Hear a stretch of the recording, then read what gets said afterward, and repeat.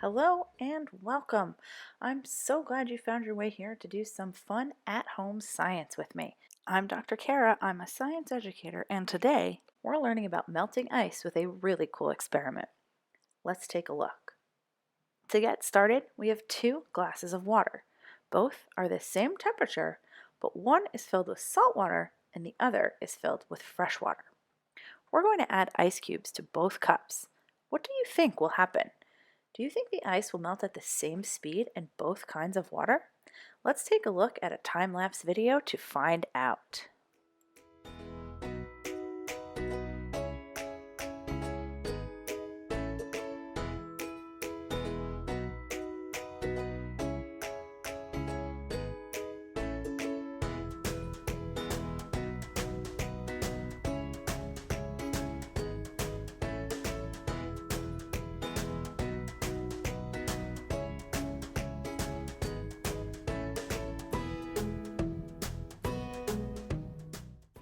Wow, that was pretty cool.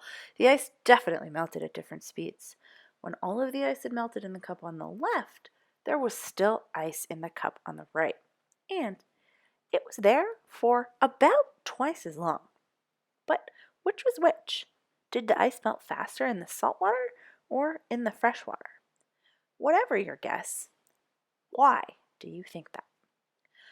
Why don't you write down your hypothesis? Remember, a hypothesis or theory is an educated guess about why something happened.